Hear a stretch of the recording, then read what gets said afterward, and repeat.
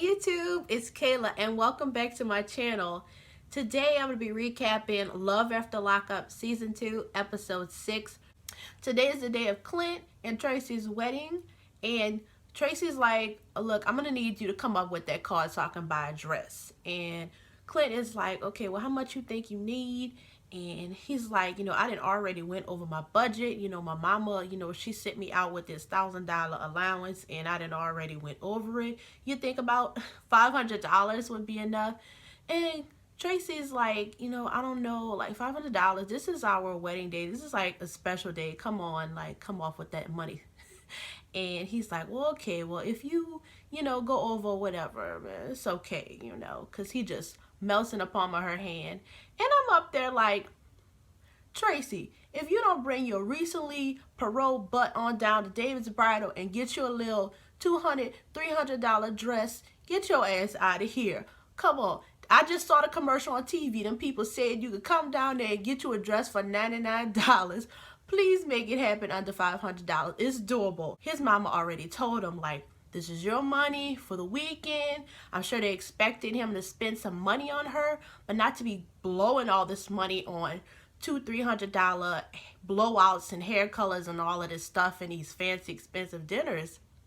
I don't think that that's what they had in mind. Clint is telling us, he works at a hotel, he works a night audit, he does not make that kind of money to be out here splurging on her. I mean, he'll do anything for her, but he has got to be more realistic about what she's expecting.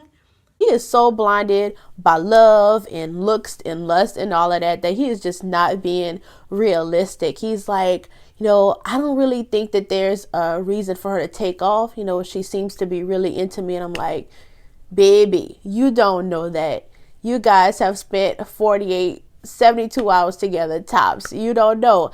I can't wait to see what happens when he gets back to reality and his mama like, I saw them charges. That's going to make for an interesting episode. So that's it for Clint and Tracy. Next up, we see Matt and Caitlin. They are headed to a restaurant to meet up with Caitlin's mom, and she is so nervous. Caitlin is like all frazzled and razzled. I swear, I don't know if it's her nerves or something she's on, but it's like she is always a nervous wreck. Like, do y'all remember that first and second episode when she was like crazy, like out of this world nervous to meet up with him, to the point where she was like, shaking and all that, sweating and losing it, doing the absolute most for no reason. Caitlin tells us a little bit about her past. She tells us that her mom used to be on that smack, all kind of drugs, and that it made her childhood a lot more difficult growing up. She's like, she's really just the person that gave birth to me. So Caitlin is like, the last time she saw her mama, it was when her mom was putting her out for deciding to take up, a life with an ex-felon. And I don't blame her. I mean, hell, I wouldn't want my daughter dating somebody fresh out of prison either. The interesting thing is, when somebody has a parent that, has a drug problem, or maybe they were an abuser verbally, physically, or some other kind of crazy personality extreme or substance abuse problem, they either go one of two ways. They'll go and be with somebody that is completely the opposite from who that parent was, or they will go and be with somebody who is just like that parent. And it seems like that's what Caitlin is doing.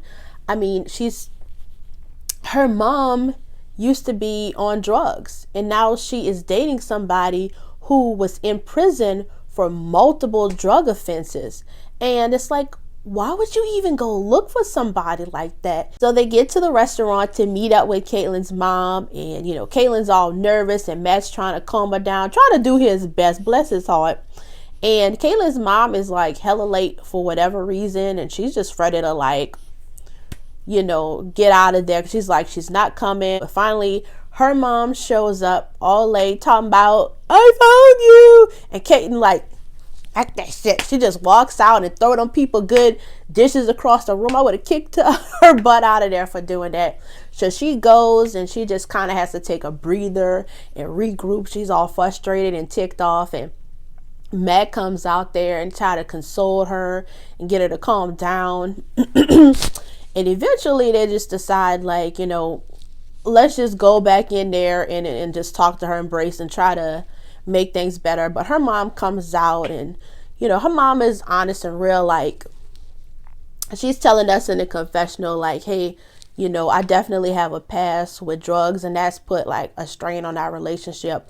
But I do love Caitlyn unconditionally, and I do want our relationship to improve. And that's just gonna take time. Caitlyn is talking about how, like, her and Matt have been together for like 3 days out and about in the real world. And look how much Matt has been there for her and holding her up and bringing her this sense of calmness. And I'm like, okay, yeah, because he's like fresh out, just happy to be out. I mean, I hate to be negative, but I'm like, people have to be realistic. Like, you're still in that honeymoon phase. The real world hasn't hit yet. I feel like Matt still has a whole lot to prove to Caitlyn. As Caitlyn tells us, look, I got abandonment issues. I have fears of people walking out on me and not being there for me and all of that. And I'm just like, I just wouldn't have chosen somebody that just got out of prison. Matt's problem has been for the past 10 years that he can't stay out of jail. Like, he loves to be in jail. He thinks he can thrive in jail. So I don't really know what she's thinking. I feel like it's like she is repeating some pattern. It sucks because Caitlyn didn't really get a fair start out in life if she had to have a parent that was on drugs. It sucks because, of course, it really jacks you up. But, she needs somebody to, like, sit her down and say, you have a lot of unresolved issues. Clearly, because she is still all frazzled and nervous, and you could just see through her how she expresses herself that something is not right there that she still has to deal with. And I just really don't think that Matt is gonna be the one that's gonna be that rock that she needs. I really don't. I ain't falling for it. So next up we see Meghan, Michael, and Sarah. So, the first thing we see Meghan, and she is talking about how she just really wishes that Michael would keep up with her more. He's been out of jail for 3 days, and, they FaceTime on that first day, and that was nice, but it was for like 5 minutes, and he still is so, like, spaced out and not really connecting with her, be it on a text, phone, FaceTime. And even though he doesn't have a phone, she's like, he should still be trying to figure out how to connect with me. So she's like, something is going on. Something has happened. And I'm like, I know what happened. Sarah's vagina happened. Well, Meghan, understandably, Meghan is nervous that, Sarah still has feelings for Michael and that she'll try to act on that. And I'm like, yeah, because I would try to act on feelings I have for my husband too. So Michael and Sarah are on a road up to New York where Michael's daughter is. They stopped off halfway through at a little motel so they could spend some time, relax, and get it in, because that's what married couples do. So Michael continues to feed us this BS about he's got to keep up this whole charade so that he could be a part of his daughter's life. And it's like a bunch of BS. I'm like, who would fall for this? But he's feeding it to us. And Meghan is still clearly, she is still eating it up. She's still believing this BS. He's like, hey, I got to play the role. And if that means I got to have sex with Sarah, then so be it. This is what I have to do. I just don't get how he thinks that this is going to end well. You up here finessing one girl in another state, telling her you want to be with her and all of this, and then you got your wife over here getting her expectations excited. This isn't going to end well. Like, if Sarah is going to take away your daughter, it's going to happen today, or it's going to happen tomorrow. Like, it's eventually going to happen. Like, you're going to have to make a decision. And he's up there kissing, and WeTV, they loves to give us the soft porn. They do. They got to include it on every episode, whether we like it or not. And Sarah's like, we're not really trying to have another baby, but we at the same time, we are not using protection. So whatever happens, happens. Hey, but you know what? I can't be mad at her, because when you're married, you can do that kind of stuff. It's just she don't know that he got a whole side chick over here. Like, if you truly cared, like for real, about Meghan, you know, when it came to the sex part, you would have been like, you know what? I got to come up with something. I can't do this. I just can't do this. I can't be physical with Sarah. But like the dog he is, he got it in with that girl. So we see the little girl, and she is just the cutest little thing. So they go outside to just spend some outdoorsy time together. And the little girl, of course, is very nervous and shy. I mean, like, hell, when I was a little girl, I didn't want to hug up or kiss up on strange men. For him to have been like feeling some kind of way about it, I was just like, boy, you're gonna have to get over it. That's gonna take time. This little girl don't know you. So they play and have fun, and Sarah's doing her best to, you know, get them to embrace and feel comfortable around each other. And Michael is over there getting all butthurt about it. Like, it's gonna take time. Look, just be glad the child ain't like 13, 14 years old and they can start talking back. Talking about, yeah, you ain't been here for 14 years. Don't be trying to get all close to me. No. That's really, I think, when you have trouble when the kid is older, you know, maybe they're a hormonal teenager. It could be a little bit more difficult because you have missed, you know, a lot of their life. And you gotta just kind of meet them where they're at.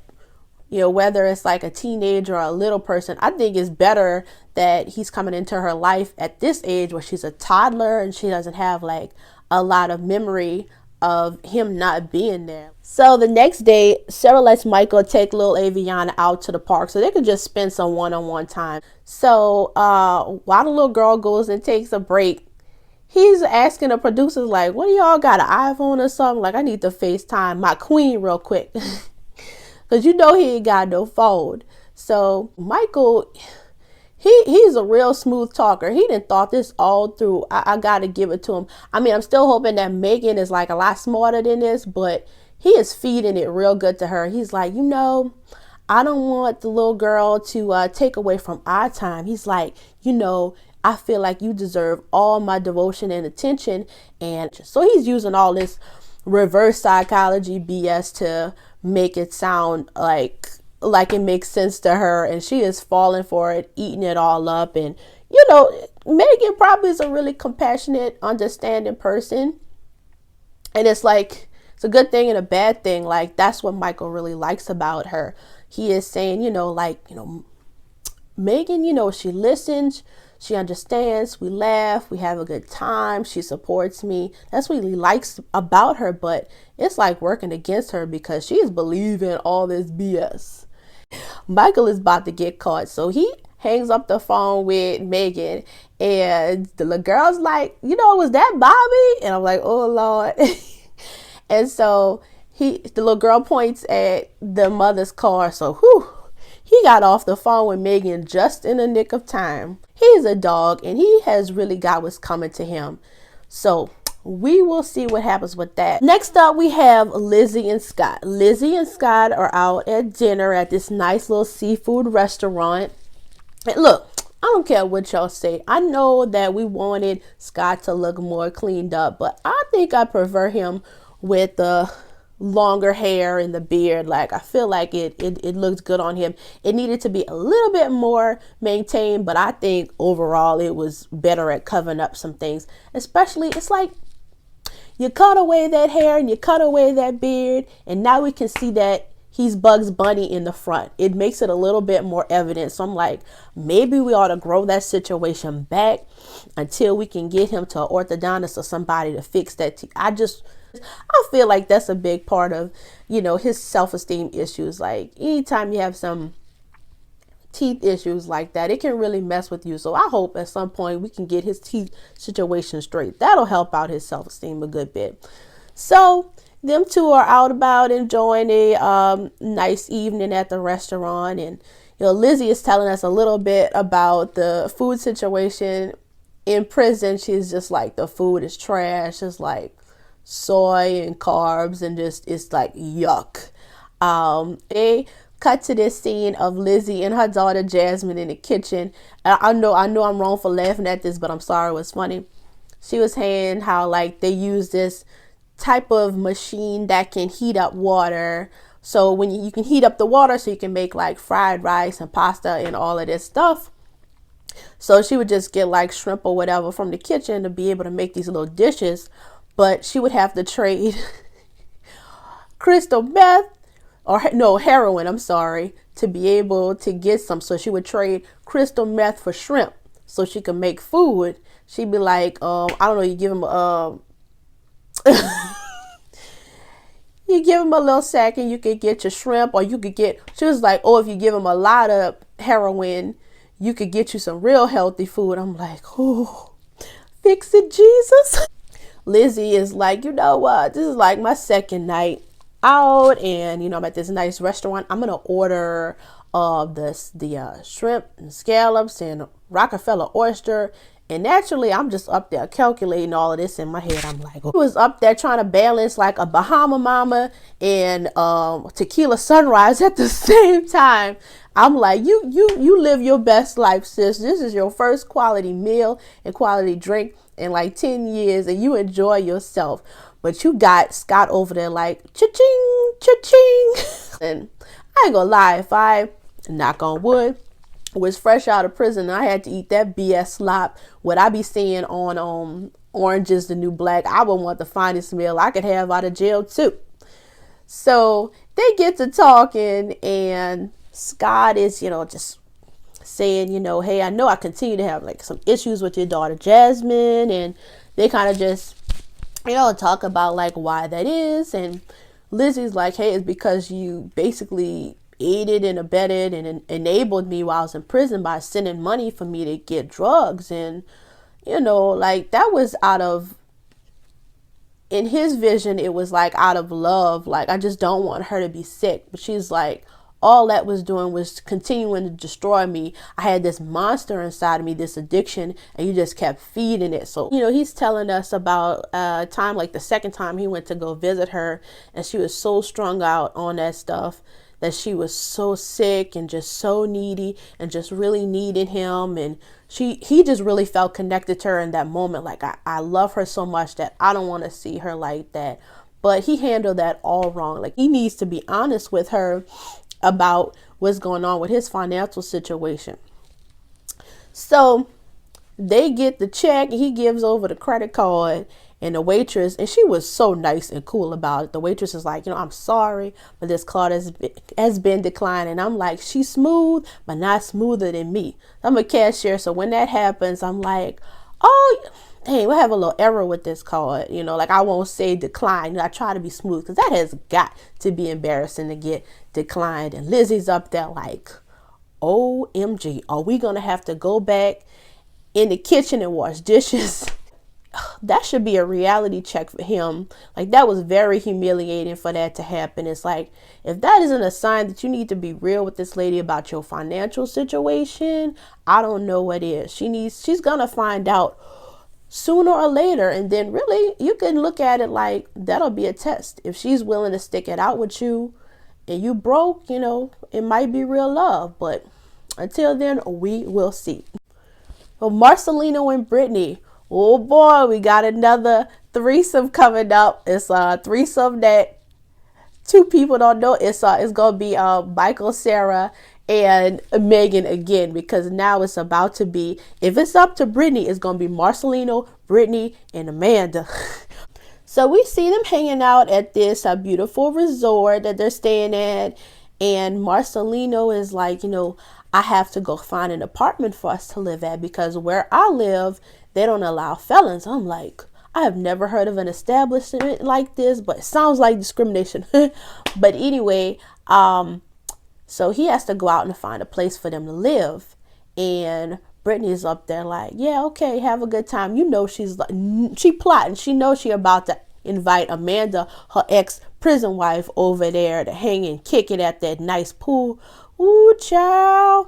I know, when I saw that, I was like, you know what? Marcileno is going to have an Ike Turner moment when he sees, if he were to see those two hanging out. We already know how much Marcileno is not a fan of her hanging out with her former co-inmates. or anybody that was in prison that she used to know, like you already know he hates that. And so I think he would really flip his wig or flip his bald head if he saw that. So Marcileno goes about his way and he's going to go take care of that. So they have a place to stay. And so next we see Amanda comes to visit Brittany and she's like, oh, this is nice. These accommodations you got here. And Brittany's like, isn't it? And Brittany is telling us, giving us a little prison 101 on how to get it in with your lesbian lover. So she's telling us what they used to do was they'd be on the bottom bunk and they would take like all the prison clothes, you know, the jean denim outfits and the orange jumpsuits and line it up, I guess tuck it underneath that top bunk to kind of create like a curtain effect. And then they would have a lookout person so they could get it in, you know. And I was like, okay, that's how you make it happen in there. I respect that. Brittany is telling us that she is still quite attracted to Amanda. I mean, hey, not according to Marcileno. Marcileno's like, you know, I have everything that she could possibly need, and it's only what a man can offer. And I'm like, okay, whatever you say. So Brittany is telling us like she's still quite attracted to Amanda, and that if she could ask Marcileno like, hey, can I still be intimate with her and be with you, like she's willing to ask, and if he's down she'd be okay with that. And I'm like, oh boy, trouble in paradise. Marcileno, there's nothing about Marcileno that would make me think that he would be in the least okay with her you associating with somebody that was in prison with her. I mean, let alone somebody that she had a romantic relationship with. There's nothing about him. He is very militant, straightforward. It's an older guy. He knows what he wants. Brittany, you know, we've come to get to know her through these past couple episodes, that she's more of a free spirit, a little bit more fluid when it comes to love, and just a child of the world. Like she just wants to love and not have all these expectations and rules and things, and she just wants to be free. And I'm just like, they are polar opposites. I just don't understand how this is supposed to work. Marcileno then gone and look for the apartment, so they head on down to the pool and spend some time and talk. And you know, Amanda is like, you know, what you doing here, like who you with? And Brittany like, my boyfriend. And Amanda's like, huh? And Brittany's like, yeah, my boyfriend. Like, and we basically, once Amanda and Brittany were in a relationship in prison, sexual and all of that. And then like Amanda was moved to like another part of the prison or another facility. So they never really had that chance to like break up and be done with each other. Like I'm thinking maybe that those two like officially had broken up or something, and she decided to move on, and that's why she started pursuing Marcileno. But no, so that's some unfinished business right there. So she tells Amanda like, you know, hey, when you left, I started a pen pal, a relationship with Marcileno, and I really liked him and I got to know him. And you know, that's where she tells us like, hey, if I could be intimate with her, you know, you only live once. Like, I wish I could do that, but I don't think Marcileno would be okay with that. They're playing this soft music of Brittany and Amanda get in the pool, and like Brittany's taking off Amanda's pool cover up, like they really like on some romantic ish. And I'm Marcileno going, you thought Marcileno was pissed about you just being friends with Sasha, your former just bunkmate. She find out you out here kicking the ish with your former prison wife, he gonna kick your ass. I turn the style, you just wait.